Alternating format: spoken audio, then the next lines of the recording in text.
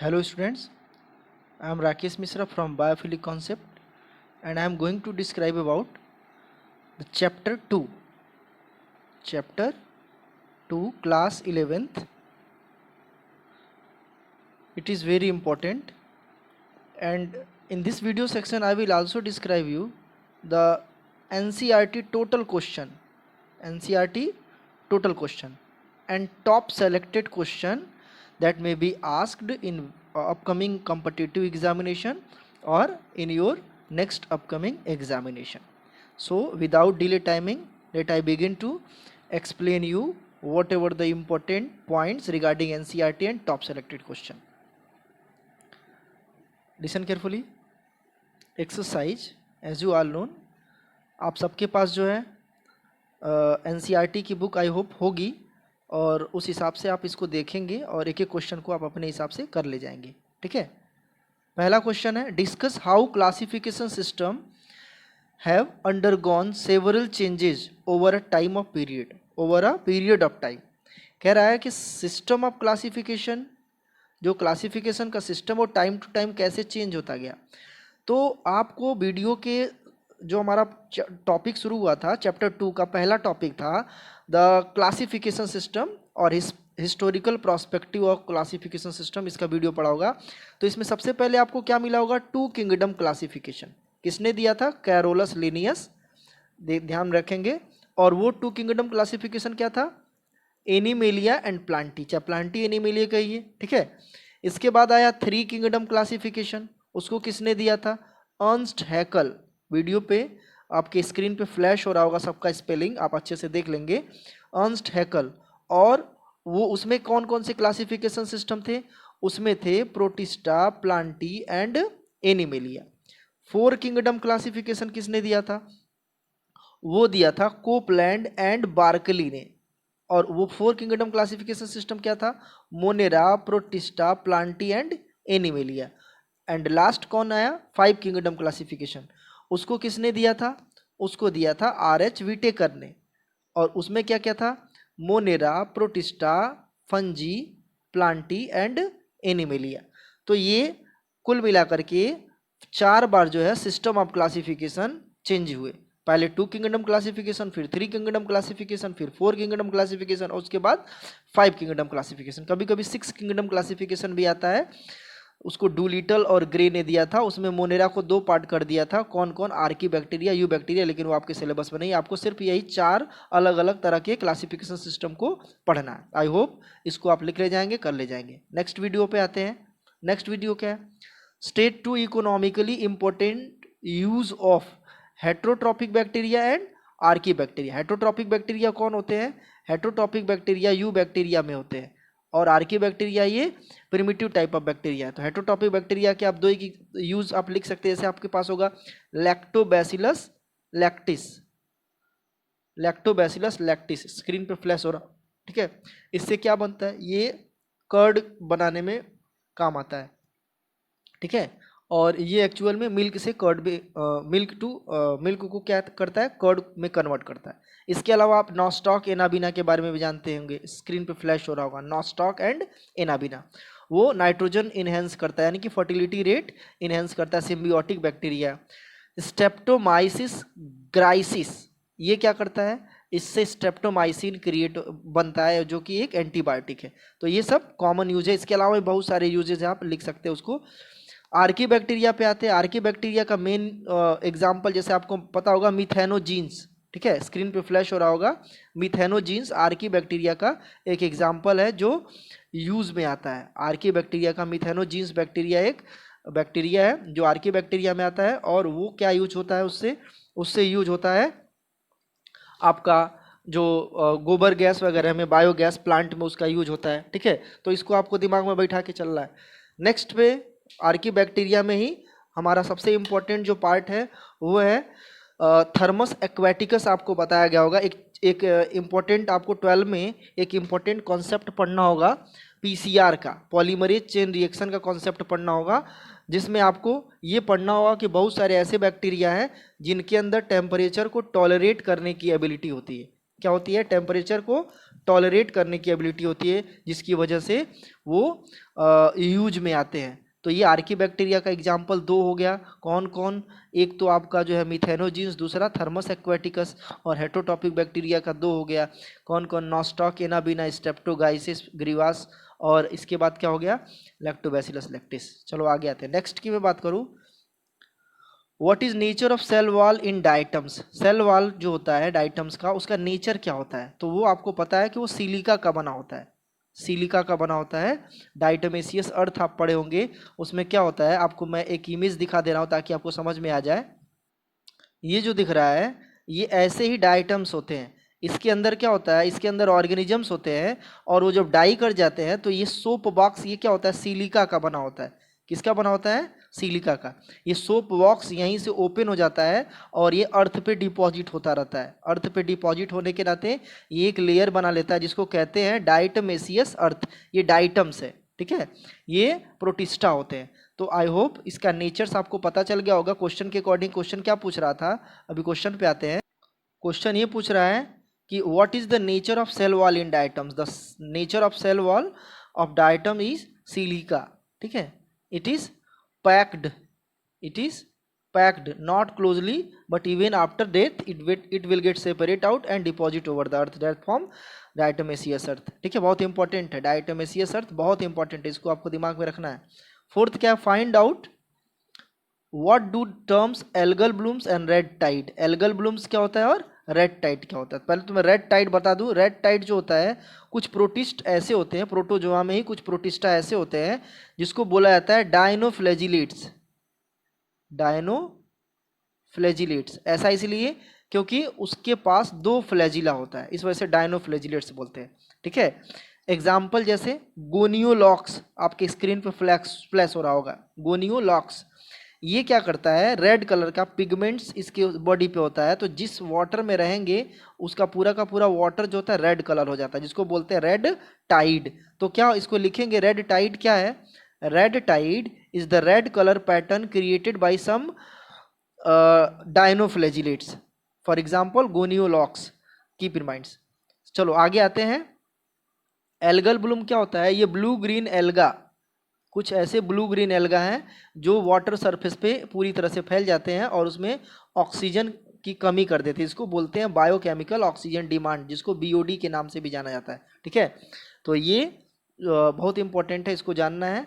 Some aquatic alga like blue green alga and other planktons create water bloom in which there is BOD created over the surface of water because of their rapid growth over the surface, ठीक है। तो ये आपको दिमाग में सारी चीज़ें बैठा लेनी है। नेक्स्ट के बाद आते हैं, how are viroids different from viruses. कह रहा है वायरॉइड्स और वायरसेस में क्या डिफरेंट है, ठीक है। तो पहली चीज़ ये जान लो कि ये दोनों वायरस के ही बच्चे हैं, ठीक है, वायरस के ही बच्चे हैं लेकिन प्रिमिटिव है। वायरॉइड्स में क्या होता है, केवल न्यूक्लिक एसिड होता है। Viroids are only nucleic acid, ठीक है। Viroids are only having nucleic acid RNA that discovered by Theo Diner. It is 1/10 times smaller than the common virus।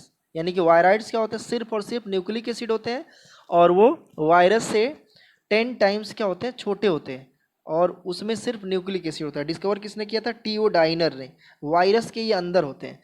Virus क्या होते हैं, वायरस में प्रोटीन एंड न्यूक्लिक एसिड दोनों होता है, protein and nucleic acid दोनों होता है। प्रोटीन का कैप्सोमियर होता है और न्यूक्लिक एसिड का उसका जेनेटिक मटेरियल, वो डीएनए भी हो सकता है और आरएनए भी हो सकता है। प्लांट वायरस है तो आरएनए होगा जेनेटिक मटेरियल, और एनिमल वायरस है तो डीएनए आरएनए कुछ भी हो सकता है। आई होप इसको आप कर ले जाएं, कोई प्रॉब्लम नहीं है। हाउ, अब इसके बाद अगला पॉइंट है हमारा 6, describe briefly the 4 major group of protozoa.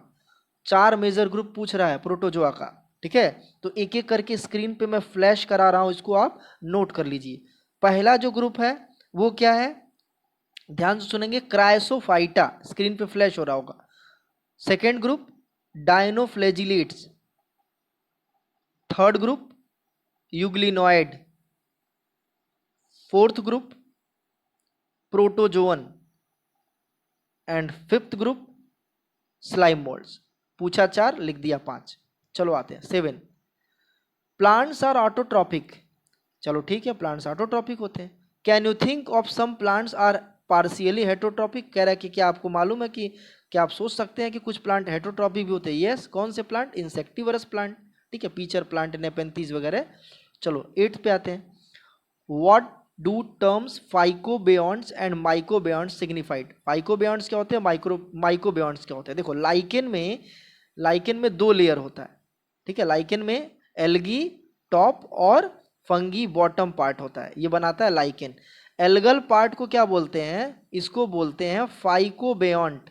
The algal part of lichen is called phycobiont and fungal part of lichen is called as mycobiont. Mycology is the study of fungi. I hope इसको कर ले जाएंगे, कोई problem नहीं होगी। Video को back करके आप इसको लिख लीजिएगा। 8 नंबर 9 नंबर पे आते हैं, give the comparative account of the classes of kingdom fungi under the following. कह रहा है कि फंगी को दो जो पॉइंट्स दिया हुआ उसी के बेस पे थोड़ा सा क्या लिखना है, डिफरेंट क्लास ऑफ फंगी जो एक्सप्लेन करना है। मोड ऑफ न्यूट्रिशन पे आते हैं, ठीक है। तो मोड ऑफ न्यूट्रिशन फंगी में ऑलमोस्ट सब में क्या होता है, सेप्रोफिटिक होता है, ठीक है। ऑलमोस्ट सब के सब क्या होते हैं, सेप्रोफाइट होते हैं, ठीक। कुछ ऐसे होते हैं जो पैरासाइट्स होते हैं, जैसे ऑस्ट्रिलेगो, ठीक। इसके अलावा कुछ ऐसे भी होते हैं जो सिम्बियोटिक होते हैं, ठीक है। जैसे मैंने बताया कि आपके लाइकेन में सिम्बियोटिक होते हैं। पैरासिटिक में आपका जो म्यूकर है, ठीक है, राइजोपस है, ये सब क्या होते हैं, पैरासिटिक होते हैं, ठीक है। इसके अलावा कुछ जो है फ्री में ऐसे ही फ्री लिविंग होते हैं, बट वो किसी भी पार्टिकुलर एक सड़े गले या फिर डिकेइंग प्लांट्स या प्लांट्स या फिर किसी ऑर्गेनिक मैटर पे ग्रो करते हैं। तो इसको आपको जानना है और समझना है, ठीक है। मोड ऑफ रिप्रोडक्शन पे आते हैं, तो ऑलमोस्ट जितने भी ग्रुप हैं, जितने भी क्लास है फंगी के, चाहे वो फाइकोमाइसिटीज हो, चाहे एस्कोमाइसिटीज हो, चाहे बेसिडियोमाइसिटीज हो, सब में एसेक्सुअल एंड सेक्सुअल रिप्रोडक्शन दोनों होता है। लेकिन ड्यूटरोमाइसिटीज में सिर्फ एसेक्सुअल रिप्रोडक्शन होता है, ठीक है। उसमें सेक्सुअल रिप्रोडक्शन अब्सेंट होता है, ठीक है। उसमें सेक्सुअल रिप्रोडक्शन किसमें, ड्यूटरोमाइसिटीज में। जो ग्रुप है, जो क्लास है फंगी का, स्क्रीन पे फ्लैश हो रहा होगा, ड्यूटरोमाइसिटीज, उसमें सेक्सुअल रिप्रोडक्शन क्या होता है, अब्सेंट होता है। इस वजह से इसको बोला जाता है फंगी इनपरफेक्टाई। क्या बोलते हैं, फंगी इनपरफेक्टाई, बहुत इंपॉर्टेंट है। एग्जाम्पल ड्यूटरोमाइसिटीज का अल्टरनेरिया सोलेनी, ठीक है, जो आलू में, पोटैटो में अर्ली ब्लाइट काज करता है। चलो आते हैं नेक्स्ट 10 पे आते हैं, what are the characteristics features of euglenoids. Euglenoid का कैरेक्टरिस्टिक फीचर्स क्या होता है? आप अगर यूग्लिनॉइड्स का पूछे तो आप बड़े आराम से इसको कर ले जाइएगा। इसमें सेल वॉल क्या होता है, अब्सेंट होता है, सेल वॉल अब्सेंट होता है, ठीक है। ये फ्लेक्सिबल होते हैं, क्या होते हैं, फ्लेक्सिबल, ठीक है। और इसमें 2 फ्लैजिला होता है। कितने फ्लैजिला होते हैं, 2 फ्लैजिला होते हैं। बॉडी स्पिंडल फॉर्म होती है, यानी कि ऊपर नीचे पतली होती है। मैं यूग्लिना का आपको पिक दिखा दे रहा हूँ ताकि क्लियर हो।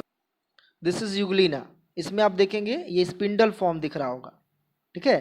ये यूग्लिना जो दिख रहा है वो स्पिंडल फॉर्म दिख रहा होगा, ये यहाँ पे पतला दिख रहा होगा, लेकिन यहाँ पे आपको एक ही फ्लैजिला दिख रहा होगा। बट यूग्लिना और बाकी जो इस यूग्लिनॉइड्स में होते हैं, ठीक है, वो क्या होते हैं, उसमें 2 फ्लैजिला होता है। दूसरी चीज़ क्या होती है, इसमें क्लोरोफिल होता है, ठीक है। इसमें क्लोरोफिल होता है, क्लोरोप्लास्ट होता है, यानी ऑटोट्रॉपिक होते हैं। तो ये कुछ पॉइंट्स है जिसको आप लिख लेंगे और अपने हिसाब से एक्सप्लेन कर लेंगे, ठीक है।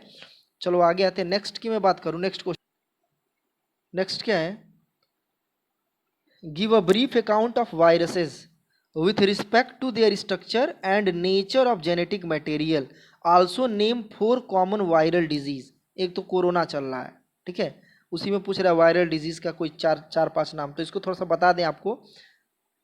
कोविड-19, ठीक है, कोविड-19 कोरोना वायरस की वजह से। रेबीज, वायरस सब के सब बीमारियां फैलाते हैं, ठीक है, रेबीज ये बीमारी फैलाता है, ठीक है, rabies virus. HIV human immunodeficiency virus, AIDS cause करता है। इसके अलावा पोलियो, पोलियो भी वायरस से होता है। तो ये कुछ इंपॉर्टेंट जो है 4 पूछा है, 4 हमने लिख दिया, बाकी आपके ऊपर है, बहुत सारे वायरस से बीमारियां होती हैं।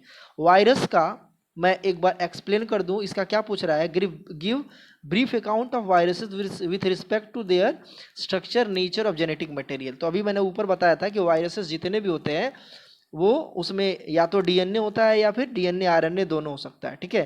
तो अगर प्लांट वायरस है तो सिर्फ आरएनए होगा जेनेटिक मटेरियल, एनिमल है तो डीएनए या आरएनए दोनों हो सकता है। एक एक जो है वायरस का मैं आपको पिक दिखा दूं ताकि आपको क्लियर हो जाए। देखो ये कॉमन वायरसेस का पिक है, इसमें ये आपको जो शो कर रहा है this is the genetic material, it is the genetic material that में बी डीएनए और आरएनए। और ये छोटे छोटे जो पार्ट दिख रहे हैं पूरे, ये पूरे के पूरे पार्ट को बोलेंगे हम लोग कैप्सोमियर। ये पूरा का पूरा जो पार्ट है इसको क्या बोलेंगे, कैप्सोमियर। एक यूनिट को जो एक दिख रहा है इसको क्या बोलेंगे, कैप्सिड। कैप्सिड तो आप जानना ये प्रोटीन के बने होते हैं, कैप्सोमियर ये पूरा का पूरा ये प्रोटीन का बना होता है। वायरस में यही दो चीज होता है, एक तो आपका प्रोटीन होता है, दूसरे आपका जेनेटिक मटेरियल न्यूक्लिक एसिड होता है। तो ये कॉमन स्ट्रक्चर है वायरस का। वायरस की डिस्कवरी किसने किया था, स्क्रीन पे फ्लैश हो रहा होगा, डीजे आइवानोवास्की। 1892 में डीजे आइवानोवास्की ने टोबैको लीफ से किया था, ठीक है। वायरस को सबसे पहले MW बेजरनेक ने क्या बोला था उसको, कंटेजियम विविबम फ्लूइडम। कंटेजियम स्क्रीन पे फ्लैश हो रहा है, कंटेजियम विविबम फ्लूइडम। और सबसे पहले WM स्टेनले 1935 में इसको क्रिस्टल फॉर्म में ऑब्टेन किए थे। स्क्रीन पे फ्लैश हो रहा होगा नाम, WM स्टेनले। तो ये सब सारी चीजें वायरस के बारे में। कुछ और इंटरेस्टिंग वायरस है, फॉर एग्जाम्पल जैसे ये आपके वायरस है, ठीक है। ये वायरस है, इसको बोलते हैं बैक्टीरियोफाज। क्या बोलते हैं, इसको बोलते हैं बैक्टीरियोफाज, ठीक है। और इसमें भी वही सब सारी चीजें होती है जो कॉमन वायरस में होती है। ये वायरस ही है लेकिन ये सिर्फ बैक्टीरिया को इन्फेक्ट करते हैं, ठीक है। ये इसका कैप्सिड है, ये इसका न्यूक्लिक जेनेटिक मटेरियल है, न्यूक्लिक एसिड। तो ये वायरस जो है ये बैक्टीरिया को इफेक्ट करते हैं और ये गंगा वाटर में होते हैं। इस वजह से गंगा वाटर में बैक्टीरिया जो है ग्रो नहीं कर पाता और वो पॉल्यूटेड नहीं होता है। तो ये बैक्टीरियोफाज है, ये भी क्या है, वायरस है। चलो आते हैं नेक्स्ट क्वेश्चन पे। नेक्स्ट क्वेश्चन जो दिख रहा है वो क्या है, organise a discussion in your class on the topic are viruses living और नॉन लिविंग। देखो वायरस जो है वो लिविंग और नॉन लिविंग के बीच के कनेक्टिंग लिंक्स है। वायरस जब बॉडी के बाहर होंगे, लिविंग बॉडी के, चाहे कोई भी बॉडी हो, प्लांट्स या एनिमल्स, तो उसमें सबसे बड़ी प्रॉब्लम क्या होगी कि वो इनएक्टिव फॉर्म में रहेंगे। किस फॉर्म में रहेंगे, इनएक्टिव फॉर्म में रहेंगे, ठीक है। और वो जब तभी एक्टिवेट होंगे जब वो किसी लिविंग के कांटेक्ट में आएंगे, ठीक है। किसी लिविंग के कांटेक्ट में आएंगे तभी वो एक्टिव होंगे, अदरवाइज वो क्या हो जाएंगे, इनएक्टिव फॉर्म में रहेंगे। Inactive form of virus is known as विरियॉन्स।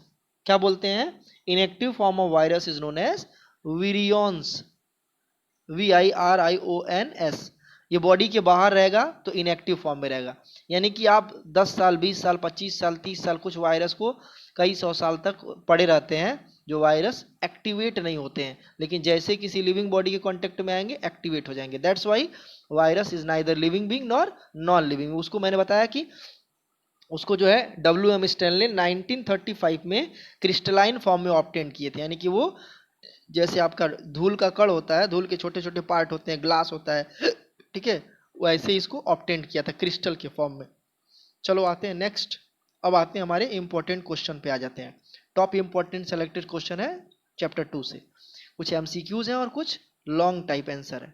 पहला क्वेश्चन क्या पूछ रहा है, plant virus consist only DNA only RNA both DNA RNA none of these. तो क्या हो जाएगा, ओनली RNA। सेकेंड क्या है, diatoms are monera protista fungi plantae. तो क्या है, प्रोटिस्टा। थर्ड क्या, sac fungi belong to phycomycetes, basidiomycetes, ascomycetes, deuteromycetes. तो क्या हो जाएगा, एस्कोमाइसिटीज। रेड टाइट ऊपर बताया गया था क्या है, डाइनोफ्लैजिलेट्स है। सिस्टेमा नेचुरा ये प्रीवियस चैप्टर का आ गया है, फिलहाल हम सिस्टेमा नेचुरा किसने दिया था, लिनियस ने। Who discovered virus Penicillium and pox vaccine. Virus की डिस्कवरी किसने किया था, ऊपर वीडियो में मैंने बताया था, डीजे आइवानोवास्की 1892 में। पेनिसिलिन की डिस्कवरी अलेक्जेंडर फ्लेमिंग ने, और पॉक्स वैक्सीन की डिस्कवरी किसने किया था, एडवर्ड जेनर ने। स्क्रीन पे तीनों नेम फ्लैश हो रहे होंगे। 7 पे आते हैं, right about one difference among the following prions and viroids. Prions क्या होते हैं? Only infectious protein. ये सिर्फ जो है ऐसे प्रोटीन होते हैं जो इन्फेक्शन फैलाते हैं, उसको बोलते हैं प्रियॉन्स। प्रियॉन्स और ओनली इन्फेक्टियस प्रोटीन। किसने डिस्कवर किया था? डीजी गजड्यूसेक ने। ये स्मॉल प्रोटीन के पार्टिकल्स होते हैं जिससे बीमारियां फैलती हैं। और वायरॉइड्स के बारे में बताया था, ये सिर्फ जो है न्यूक्लिक एसिड होते हैं। ठीक है, चलो नेक्स्ट की मैं बात करूँ, फाइकोबियॉन्ट्स माइकोबियॉन्ट्स हो गया था। आर्कीबैक्टीरिया यू बैक्टीरिया ये भी ऊपर हो गया है। आर्कीबैक्टीरिया हर्ष हैबिटेट्स में होते हैं और यू बैक्टीरिया हेटरोट्रॉपिक ओपन जो है एनवायरनमेंट में होते हैं। ए सेप्टेट और सेप्टेट फंगी में देखो, फंगी का जो हाइफा होता है उसमें या तो पार्टीशन होता है या फिर पार्टीशन नहीं होता है। अगर उसमें पार्टीशन है तो उसको बोलेंगे सेप्टेट फंगी, अगर उसमें पार्टीशन नहीं है तो उसको बोलेंगे ए सेप्टेट। तो क्या लिखेंगे? Fungal hypha in which there is presence of the septum that is called as septate fungi, and if there is lack of septum that called as septate fungi। इसको आपको जानना है। चलो नेक्स्ट की मैं बात करूं, नेक्स्ट क्या है? 8 number question, what is diatomaceous earth? ऊपर हो चुका है। Write to economic values of kingdom Monera and fungi. तो मोनेरा का ऊपर मैंने बताया था, जितने भी बैक्टीरिया का आप यूज लिखेंगे हो जाएगा। फंगी का आप सैकरोमाइसिस सेरेविसाई, आपकी स्क्रीन पे फ्लैश हो रहा होगा, सैकरोमाइसिस सेरेविसाई।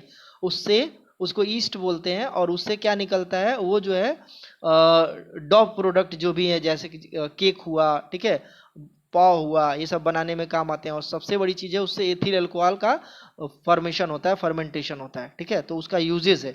और बैक्टीरिया का यानी मोनेरंस के आप एग्जाम्पल इकोनॉमिक इंपॉर्टेंस ही लिख देंगे, बहुत इंपॉर्टेंट है। 10 पे आते हैं, which group of fungi called imperfect fungi and why? ऊपर बताया गया था ड्यूटेरोमाइसिटीज को बोला जाता है, और क्यों बोला जाता है? क्योंकि उसमें सेक्सुअल रिप्रोडक्शन नहीं होता है। 11th क्या? Explain different form of bacteria. Bacteria के डिफरेंट फॉर्म क्या है? कुछ बैक्टीरिया कॉकस होते हैं, कुछ जो है रॉड शेप होते हैं। आपको दिखा दें स्टूडेंट्स, ये क्या है? डिफरेंट फॉर्म ऑफ बैक्टीरिया है। ठीक है, इसके बारे में आपको जानना है, समझना है। इसमें आपको कई तरह के बैक्टीरिया देखने को मिलेंगे, जैसे रॉड शेप बैक्टीरिया देखने को मिलेगा। ठीक है, रॉड शेप बैक्टीरिया जो बोलते हैं उसको बैसिलस बोलते हैं। ठीक, अगर वो 2 सर्कुलर है तो उसको डिप्लोकॉकस बोलते हैं। ठीक है, अगर वो ऐसे बंच में है तो उसको स्टेफाइलोकॉकस बोलते हैं। कोकाई और कॉकस में अंतर होता है। कॉकस मीन्स होता है सिंगल और कोकाई मीन्स होता है मल्टीपल। ठीक है, और फ्लैजिलेटेड बैक्टीरिया होते हैं। ऐसे ही अगर कॉमा शेप बैक्टीरिया तो उसको विब्रियो बोलते हैं। ऐसे अगर स्टफ है उसका बहुत सारे फ्लैजिला तो उसको स्पाइरिला बोलते हैं। ठीक है, तो ये सब इंपॉर्टेंट है बैक्टीरिया, इसके बारे में आपको जानना है। तो ये सब जो है बहुत इंपॉर्टेंट है, इसको आप नोट कर लीजिएगा। ऐसे चेन में है बैक्टीरिया छोटे छोटे तो उसको बोलेंगे स्टेप्टोकॉकस बैक्टीरिया। एग्जाम्पल भी मिला होगा इसका, आप स्क्रीनशॉट ले लीजिए या फिर नोट कर लीजिए। चलो आते हैं नेक्स्ट क्वेश्चन की तरफ आते हैं। नेक्स्ट एंड लास्ट क्वेश्चन क्या है? What are the basis of 5 kingdom classification? तो इसको आप वीडियो से समझेंगे और इसको स्लाइड शो से समझेंगे। अब हम बात करेंगे आर.एच. विटेकर ने जो 5 किंगडम क्लासिफिकेशन दिया था उसका मेन बेस क्या था, यानी उसका मेन क्राइटेरिया क्या था। ठीक है, बेसिस ऑफ 5 किंगडम क्लासिफिकेशन में Monera, protista, fungi, Plantae and animalia की मैं बात करता हूँ, तो उसमें अलग अलग क्राइटेरिया डिसाइड किया था। बाद में सभी क्राइटेरिया को लेकर के आर.एच. विटेकर ने 5 किंगडम क्लासिफिकेशन दिया। उसके पीछे बहुत सारे पॉइंट्स को उन्होंने लिया था। हम यहाँ पे इस वीडियो में एक एक पॉइंट्स को डिस्कस करेंगे। देखो, सबसे पहले जो उन्होंने पॉइंट्स लिया था वो क्या था? न्यूट्रिशन का पॉइंट्स था। ठीक है, जिसको हम इग्नोर नहीं कर सकते हैं। तो सबसे जो पहला पॉइंट्स था वो क्या था? न्यूट्रिशन का पॉइंट्स था। और वो न्यूट्रिशन का पॉइंट्स इसलिए लिया था क्योंकि अलग अलग एनिमल्स या प्लांट्स में जो उन्होंने मोड ऑफ न्यूट्रिशन देखा वो अलग अलग ढंग से देखा। यही नहीं कि कुछ यूनिसेलुलर लिविंग बीइंग में भी उन्होंने जो मोड ऑफ न्यूट्रिशन देखा वो अलग अलग ढंग से देखा। किसी में जो है होलोजोइक न्यूट्रिशन होता था, किसी में हेटरोट्रॉपिक न्यूट्रिशन होता था, किसी में ऑटोट्रॉपिक न्यूट्रिशन होता था। ठीक है, तो अलग अलग ढंग से न्यूट्रिशन के कारण उन्होंने ढेर सारे किंगडम में वैरायटी देखा। और उसको जिसमें एक जैसे जो है न्यूट्रिशन था, जैसे कि जो मोड ऑफ न्यूट्रिशन बहुत सिंपल रखते थे उसमें जो है उसको जो है बहुत लोअर कैटेगरी में रखा। जो मोड ऑफ न्यूट्रिशन बहुत हायर कॉम्प्लिकेटेड रखते थे उसको अलग कैटेगरी में रखा। जैसे हम बात कर रहे हैं अमीबा का, तो अमीबा होलोजोइक था लेकिन वो यूनिसेलुलर था। ठीक है, प्लांट्स जो है ऑटोट्रॉपिक होते हैं, ऐसे ही फंगी जो है हेटरोट्रॉपिक सेप्रोफाइट होते हैं। तो ये अलग अलग ढंग से उन्होंने अलग अलग तरह से मोड ऑफ न्यूट्रिशन तय किया। इसके अलावा वारिस विटेकर ने ये देखा कि जो Monera fungi Plantae and animalia थे उसके अंदर जो कैटेगरी देखी वो इसलिए देखा क्योंकि उसमें वो रिप्रोडक्शन के डिफरेंट कॉन्सेप्ट देख रहे थे। तो अब हम रिप्रोडक्शन की मैं बात करूँगा। तो रिप्रोडक्शन का जो क्राइटेरिया था वो क्या था, आप जानते हैं कि अलग अलग एनिमल चाहे वो यूनिसेलुलर हो चाहे मल्टी सेलुलर हो, उसको जीवन के लाइफ के सर्वाइवल के लिए रिप्रोडक्शन बहुत ज़रूरी होता है, ठीक है। और वो रिप्रोडक्शन इसलिए फॉलो करते हैं ताकि वो जो है अपने लाइफ साइकिल को और आने वाले जनरेशन को बिगिन कर सके। लेकिन ये रिप्रोडक्शन का क्राइटेरिया आर.एच. विटेकर ने देखा यूनिसेलुलर और multi cellular higher animals prokaryote और यूकैरियोट में अलग अलग तरह से था। फॉर एग्जाम्पल जैसे आप अमीबा की बात कर लें तो उसमें बाइनरी फ्यूजन होता है। अमीबा के ही अदर प्रोटिस्टा में हम बात कर जैसे प्लाज्मोडियम वगैरह में तो मल्टीपल फ्यूजन होता है, ठीक है। इसके अलावा प्लांट में वेजिटेटिव प्रोपेगेशन होता है, सेक्सुअल भी हो सकता है, एसेक्सुअल भी हो सकता है, ठीक है। एनिमल्स जो हायर होते हैं उसमें हायर एनिमल्स में तो प्रोबेबिलिटी एसेक्सुअल रिप्रोडक्शन की होती ही नहीं है, वो सब के सब सेक्सुअल रिप्रोडक्शन ही फॉलो करते हैं। तो ये अलग अलग क्राइटेरिया को उन्होंने रिप्रोडक्शन के कैरेक्टर्स को पॉइंट आउट करते हुए लिया था। नेक्स्ट की मैं बात करूँ, नेक्स्ट जो है इंपॉर्टेंट है वो cellular structure. Cellular structure R H. Whittaker ने इसलिए दिया था क्योंकि सेल का जो डिजाइन था वो अलग अलग एनिमल्स और प्लांट और लोअर जो ऑर्गेनिजम्स थे उसमें अलग अलग था। फॉर एग्जांपल जैसे मैं मोनेरा की बात करूँ तो मोनेरा का जो सेल स्ट्रक्चर था वो यूनिसेलुलर टाइप का था, लेकिन उसमें न्यूक्लियर मेम्ब्रेन नहीं होता था, यानी ट्रू न्यूक्लियस नहीं था।